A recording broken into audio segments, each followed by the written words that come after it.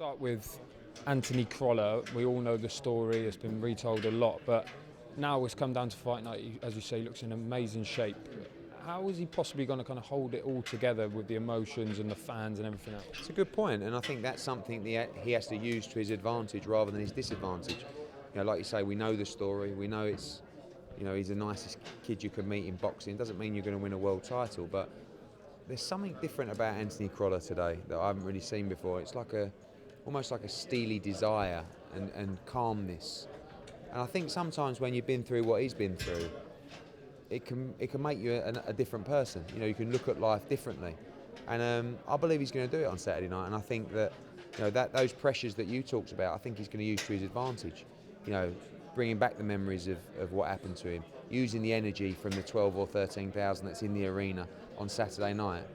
He has a really difficult fight against Darlis Perez. I actually feel quite sorry for Anthony Crolla because people don't know a lot about Darlis Perez other than people in boxing who know he's brilliant.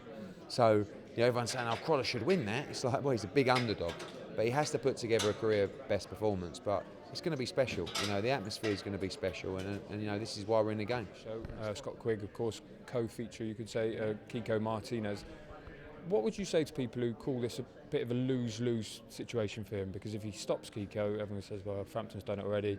If he doesn't look that impressive in a very difficult fight, people say, well, look what Carl did to him. I think people are always going to try and find negatives or, comparisons. The fact is, Kiko Martinez is one of the best super bantamweights in the world.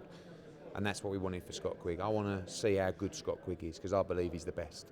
And Kiko Martinez is by far and away the best fighter and the toughest fight Carl Frampton's ever had.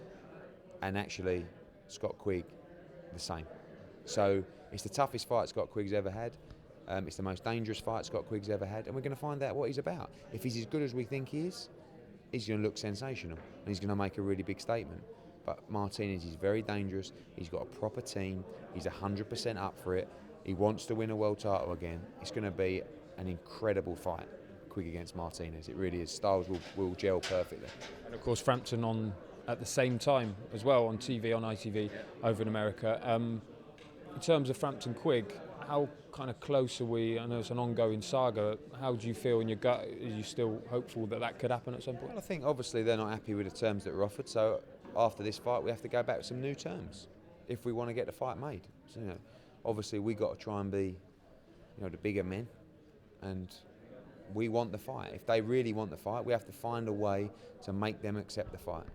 Maybe we have to relax some of our terms. But the problem is, Scott Quigg's in a bigger fight on Saturday night. If he looks sensational, his stock rises. And Carl's in an easy fight on Saturday night, and if he doesn't look sensational, his stock will fall. So it's difficult for Scott to come off the back of such a great performance, if he has one, and say, you've got to take less money in your next fight. But he wants to fight that badly. Perhaps that's the answer.